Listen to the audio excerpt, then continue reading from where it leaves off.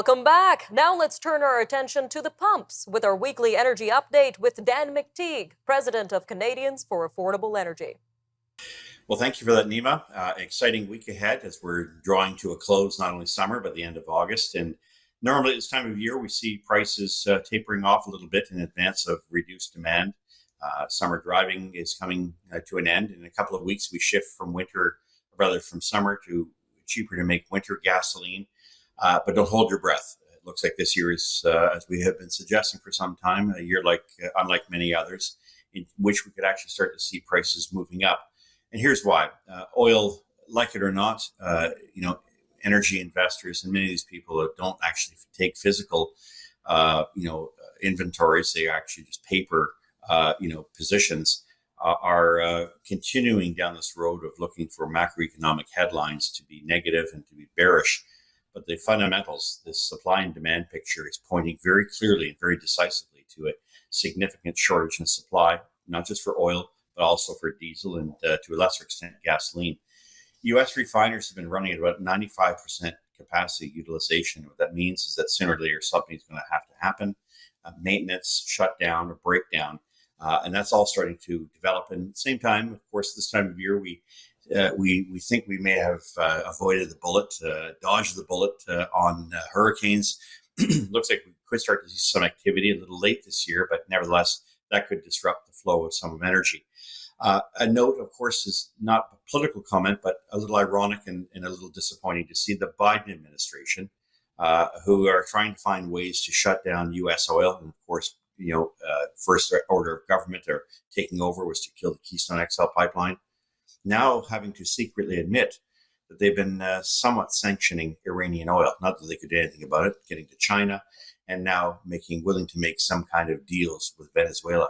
It's really too bad that Canada says nothing about these kind of, these embarrassing, moves by the Biden and Democrat administration, when in fact they had security and supply, but decided to kill the Keystone XL pipeline. So, well, the Americans decide what they want to do with their politics. The reality is that prices are going to go up, and having to go to deal with shady global leaders like Iran and Venezuela to backfill the energy you're going to need seems to speak to the fact that green energy and the myth behind it and the delusions behind it that you can somehow wave a magic wand and these will replace the importance of hydrocarbons. Well, that's something that Americans are starting to feel. We saw that here in the past 24 hours with Texas. Some communities saying they're going through brownouts because they put all their eggs in one renewables basket.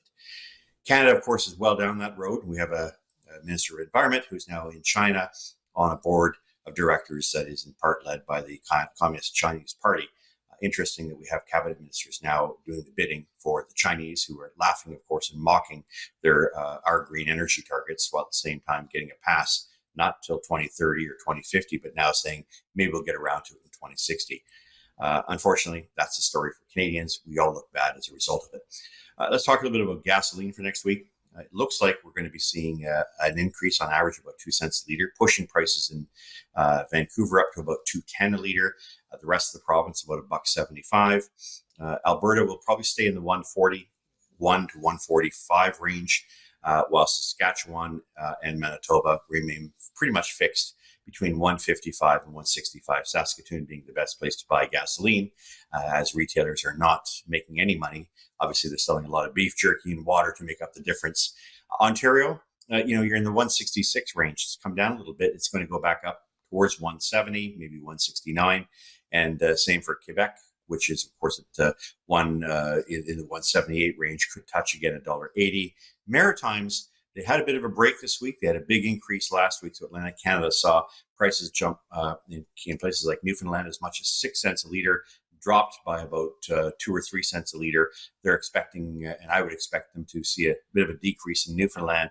As for the rest of the Maritimes, Atlantic Canada, Nova Scotia, and New Brunswick, PEI, I would expect those the 5 cent decrease that they got Friday to actually be reversed a little bit. And we could actually see a 1 cent increase for next week.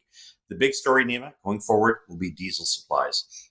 We know that, like oil, it's becoming more and more tight. And as a result, we're going to continue to see more and more emphasis driving up oil prices, especially in diesel prices, especially as we head towards cooler weather that we're seeing in much of the eastern part of the country. And don't forget what we mentioned a few weeks ago, the Irving and Philadelphia Trainer Delta refineries are going to be down for maintenance for a month. So get ready. It's going to be a quick ride, but perhaps an expensive one as we head to the first weeks of September.